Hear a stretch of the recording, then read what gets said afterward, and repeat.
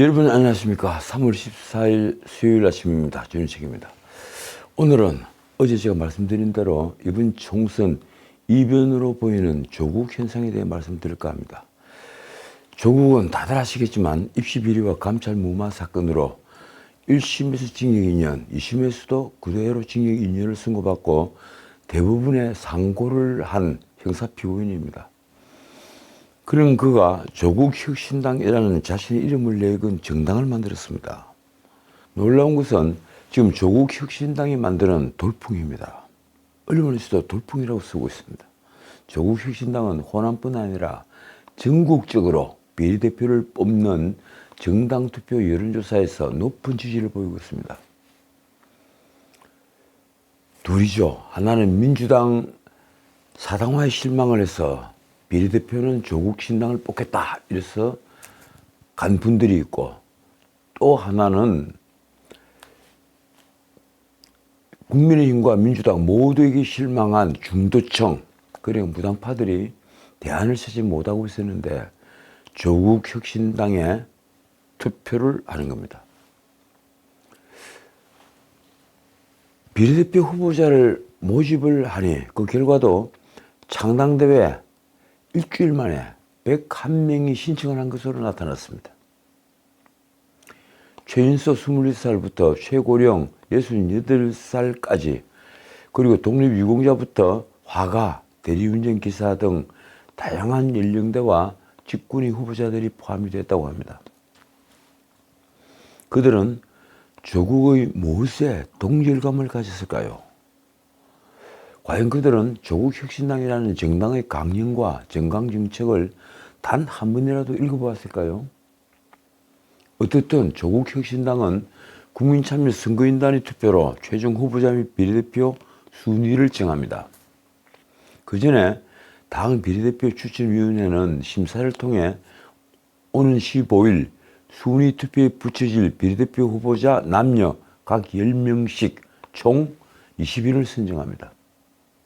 그러니까 101명 신청자 중에서 20인을 선정해서 투표를 하는 겁니다. 이 비례추천위원회는 장은주 영산대 교수가 위원장을 맡고, 그리고 황현선 사무총장이 간사를 맡았습니다. 그리고 조국혁신당은 오는 14일부터 16일까지 경선에 참여할 국민참여 선거인단을 모집합니다. 조국의 말이 이렇습니다. 비례대표 후보 선정 관련 사무는 일절 보고하지 말고 비례대표 후보 추천위원회에서 모든 권한과 재량을 갖고 처리하라고 지시했다. 조국혁신당은 사채는 없다는 것을 강조했습니다. 이 놀라운 사태가 벌어진 것은 무슨 이유였을까요? 황운하도 불출마를 선언했다가 민주당을 탈당을 하고 조국혁신당에 들어갔죠. 처음에는 조국이 정당을 만드는 것도 회의적이었습니다. 그래서 만든다고 해도 과연 비례대표 당선자를 낼 정도로 지지를 받을까 하는 의문을 모두가 가졌습니다. 사실 모두 부정적이었습니다.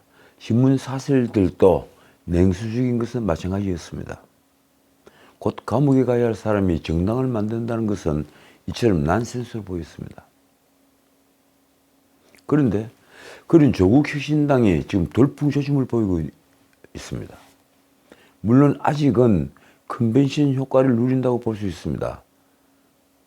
그래서 전문가 중에는 곧 거품이 꺼지고 포말 정당으로 사라질 운명이라고 장담하는 이들이 있습니다.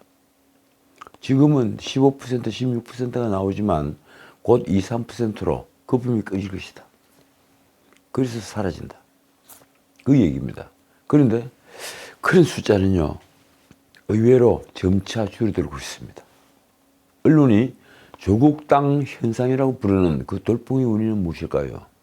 어느 신문은 현 시점에서 돌풍까지는 아니지만 바람 정도는 돼 보인다고 썼습니다.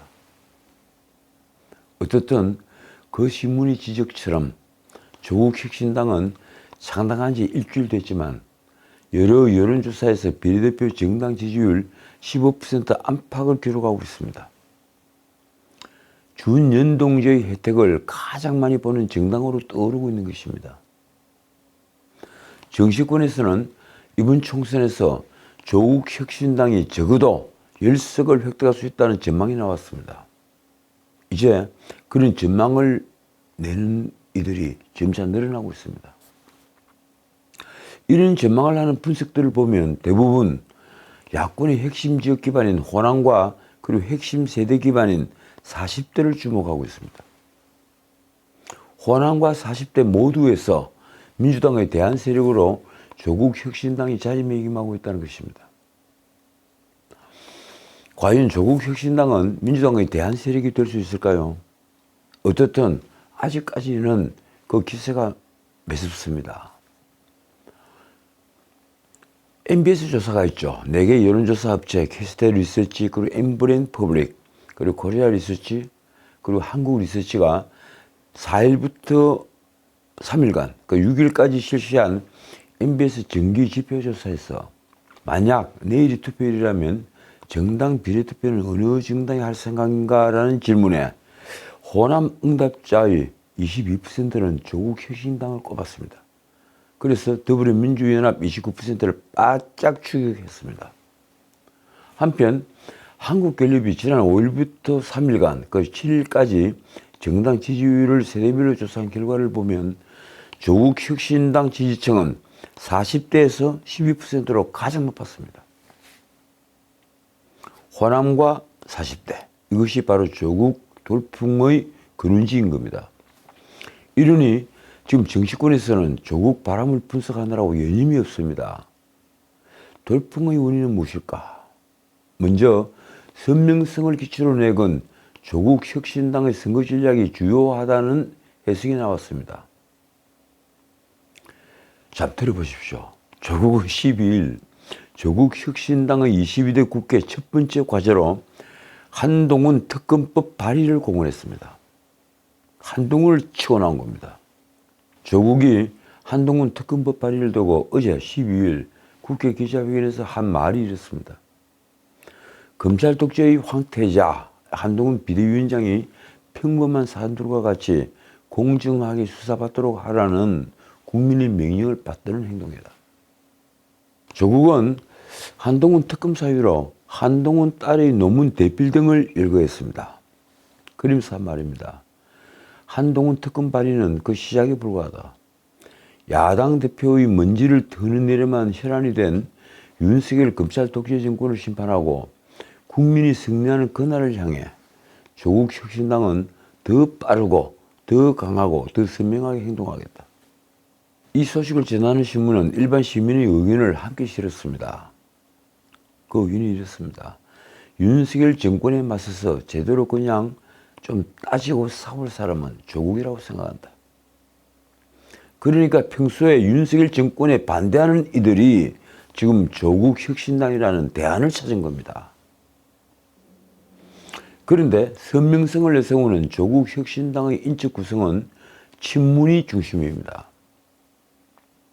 문재인 청와대의 울산시장 선거 개입 사건으로 1심에서 징역 3년을 선고받은 황운하를 비롯해서 문미옥 전 과학기술보좌관, 이분은 월성원전 1호 경제성 평가에 인관이 되어 있죠. 그리고 윤재관 전 국정홍보비서관, 조영우 전 국정기록비서관, 정춘생 전 여성가족비서관, 배수진 민정수석실 행정관 등이 입당을 했습니다. 문재인 정부에서 한국정보화진흥원장을 지낸 문용식 아프리카TV 창립자 같은 친문도 입당을 했습니다. 그러니까 조국 혁신당은 친문이 주류를 형성하고 있는 것입니다. 어쨌든 비명행사 진명행제로 요약되는 민주당의 공천파동이 조국당 돌풍의 핵심 원인입니다. 진원지입니다. 민주당 내부 친문의 반발은 물론 이재명과 척을 진 비명 전반이 조국 혁신당으로의 지지 이탈로 이어지고 있는 것입니다. 지역구는 민주당을 찍더라도 비례대표는 조국 혁신당을 찍겠다는 분노를 표시하는 유권자가 호남과 40대에서 계속 늘고 있는 것입니다. 여기에 이재명으로 대선을 이길 수 있을까 하는 불안함도 작용했습니다. 언론은 익명을 원하는 한 대학 교수의 말을 실었습니다. 이재명으로는 불안하니 조국을 키우지 않은 호남 특유의 전략적 투표 심리가 작용하고 있다. 호남은 2016년 총선에서 안철수가 이끄는 국민의당에 몰표를 줬죠. 그런데 이듬해 대선에서는 안철수 대신에 문재인 후보를 압도적으로 지지했습니다. 될 사람을 민다. 결국 호남은 이재명을 버리고 조국을 밀게 될까요? 어쨌든 아직은 조국 혁신당의 기세가 총선 결과로 이어질지에 대해서 의견이 나뉘고 있습니다. 한쪽은 돌풍이 계속될 것이다. 그리고 의미 있는 결과가 나올 거다. 또 한쪽은 포말 정당으로 간다. 의견이 나뉩니다. 조국 혁신당은 지역구는 민주당, 비례대표는 조국 혁신당이라는 의미로 만드는 지민 비주라는 구호를 내세울 요량인데 그 경우 민주당은 적이 될 수밖에 없습니다. 우선은 야권 지지층을 투표장으로 이끌어 민주당이 이득을 볼 수 있겠지만 결국은 비례대표 선거인 정당투표에서 민주당의 적이 될 수밖에 없기 때문입니다. 조금 뒤에 제가 말씀드리겠지만 지금은 좌파의 파이가 커졌다는 의견도 많습니다. 그래도 많은 이들은 아직은 창당 컨벤션 효과가 있는 만큼 무시 못할 득점을 하지만 상승 추세를 이어갈지는 지켜봐야 한다고 말합니다. 선명성을 앞세운 조국이 부각될수록 중도층의 반발을 불러서 총선이 다가올수록 지지율이 빠질 것이라는 예측도 있습니다. 결국 지금은 거품이며 확장성의 한계가 있어 지민 비전은 민주당에는 도움이 되기 어렵다 하는 그런 주장이 많습니다. 어쨌든 조국은 12일 자신은 22대 국회에서 한동훈 특검법을 발의하겠다고 선언했습니다. 조국은 이날 국회 기자회견에서 이렇게 말했습니다. 검찰 독재정권 조기 종식과 사법적인 실현을 위해 당은 22대 국회 첫 번째 행동으로 한동훈 특검법을 발의하겠다. 조국은 조국 혁신당 1호 특검 발의라고 말했습니다. 조국은 한동훈에 대한 특검 사유는 차고 넘친다고 했습니다. 조국의 말입니다. 특별검사 수사 대상은 첫째, 손준성, 김웅 등이 윤석열, 한동훈의 지시를 받아 유시민, 최강욱, 뉴스타파 기자 등을 피고발인으로 하여 제기를 한 고발사주 의혹에 관한 공무상 기밀 누설, 공직선거법 위반 등 사건. 둘째, 윤석열 검찰총장 정직 2월 징계 취소 소송 항소심에서 정당한 이유 없이 대리인을 교체하여 항소심 패소를 초래하고 나아가 윤석열 대통령의 이익을 위하여 상고를 포기하였다는 의혹에 관한 직권남용 및 직무유기 등 사건. 그런데 과연 이런 일들이 특검 수사 대상인 권력형 비리에 속하는 것입니까? 자, 어쨌든 셋째입니다. 이번에 수사 대상은 조금 깁니다. 한동훈의 딸 노문 대필, 해외 웹사이트 에세이 표절, 봉사활동 시간 2만 시간으로 부풀려 봉사상 등 수상, 그리고 전문개발자가 제작한 앱을 직접 제작한 것처럼 제출 등을 실행했다는 의혹에 관한 업무방해 등 사건. 글쎄, 이 세 번째는 정말 권력형 비리는 아닌 것처럼 보입니다.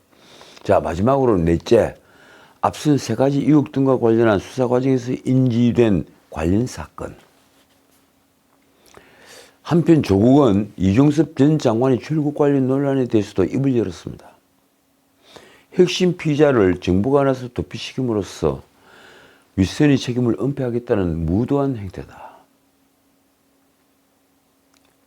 글쎄요, 사건 내용을 제대로 알고 하는 말인가요? 어떻든 조국은 당이 나서 적각 고발장을 집수하였으며 끝까지 진상을 밝혀 법적 책임을 묻겠다고 했습니다. 호주 대사로 나간 이종섭을 거의 범죄 도피자로 몰고 있는 겁니다. 조국 혁신당의 비례정당 투표 지지율이 일부 여론조사에서 민주당 비례정당을 따라잡으면서 4월 10일 총선 지형이 지금 요동을 치고 있습니다. 다시 제가 요약을 하면 이렇습니다. 당초 이번 총선은 윤석열 정부 중간평가로 민주당 우세로 시작이 됐습니다. 중간평가니까 당연한 겁니다. 거기다가 민생은 아주 어려웠습니다. 그러나 비명행사로 상징되는 민주당 공천파동으로 최근에 국민의힘 지지율이 민주당을 앞선 경우가 다수 나왔습니다. 특히 수도권에서 국민의힘과 민주당은 박빙의 모습을 보이고 있습니다. 서울은 국민의힘이 좀 우세하고 경기도는 민주당이 좀 우세하다. 이런 시각이 많습니다. 국민의힘은 상승 추세고 민주당은 하락 추세라는 그런 판단도 아주 많아졌습니다. 그런데 조국 혁신당이 등장을 하자 이 이재명의 사당화로 인한 공천 파동으로 민주당에 등을 돌렸던 야권 지지층이 이번에는 지민비조, 지역구는 민주당, 비례대표는 조국당, 이 지민비조에 나서면서 오히려 전체 야권의 파이가 커지는 현상이 나타나고 있다는 것입니다. 투표하러 가지 않을 분들이 투표장에 몰려가면서 결국 야권의 파이가 커졌다. 국민의힘은 그대로인데 야당의 파이만 커졌다. 야권 성향 유권자들이 정당 투표에서 조국 혁신당을 찍기 위해 투표장에 나오면서 자연스럽게 지역구 민주당 지지율도 높아질 가능성이 커졌다. 그 얘기입니다. 솔직히 저는 좀 무섭습니다. 조셀보가 K스타 리서치에 의뢰해서 9일과 10일간 이틀 동안 실시했던 이 5개 주요 지역구 여론조사에서 비례정당 투표 의향을 묻는 질문에 조국 혁신당은 지역별로 적게는 15%, 많게는 24%를 기록했습니다. 11일 공개된 KBS 한국 리서치 여론조사에서도 비례정당 투표에서 조국 혁신당은 17%를 얻어 민주당이 주도하는 비례정당 더불어민주연합 16%를 가뿐히 넘었습니다. 이거 무서운 결과입니다. 결국 조국 혁신당이 지금 같은 돌풍을 이어간다면 어떻게 될까요? 민주당은 지역구에서 엄청나게 덕을 보아 총선에서 야권이 다시 압승을 할 수 있다는 것입니다. 정말 무서운 시나리오입니다. 국민의힘은 이런 이변에 허를 찔렸다는 반응입니다. 다들 조국의 창당 움직임에 큰 신경을 쓰지 않았는데 조국 혁신당이 총선 판세에 돌풍을 일으키면서 의외의 변수를 만든 것입니다. 어떻든 국민의힘은 지금 조국 비상입니다. 그래서 국민의힘은 민주당과 조국 혁신당의 연대는 범죄자 연대라며 바람 차단에 나섰습니다. 그러나 과연 그것이 얼마나 통할까요? 어쩌면 결국 민생의 승부를 갈랐다는 평가가 나올지 모르겠습니다. 결국 선거 승패는 민생이 가른다. 삼고 현상에 경제가 어려운 지금 의료 대란까지 벌인 윤석열 정부가 이번 총선에서 승리하기가 그만큼 어렵다는 얘기입니다. 의료 대란도 민생입니다. 만약 조국 돌풍이 이어져 민주당과 조국 혁신당이 합쳐서 150석 이상을 확보를 하면 사실상 좌파 진영의 승리이자 조국과 이재명의 승리로 기록될 것입니다. 설령 그 둘 다 감옥에 간다고 해도 말입니다. 그 경우는 윤석열 정부의 낙담한 국민은 민주당을 찍고 또 민주당의 낙담한 국민은 비례대표로 조국당을 선택을 한 경우입니다. 그래서 윤석열에 대한 반대를 표시하는 것입니다. 특히 진보당과 연대하는데 비판적인 민주당 전통 지지층이 조국 혁신당이라는 대안을 찾았다는데 국민의힘은 위기의식을 느껴야 합니다. 이재명에게 부정적인 호남 유권자 일부도 이낙연 대신에 조국을 택한 것으로 관측된다는 의견도 많습니다. 결국 민주당의 분열이 좌파의 파이를 키웠습니다. 저는 이런 사태는 막아야 한다고 생각합니다. 지금까지 전원책이었습니다.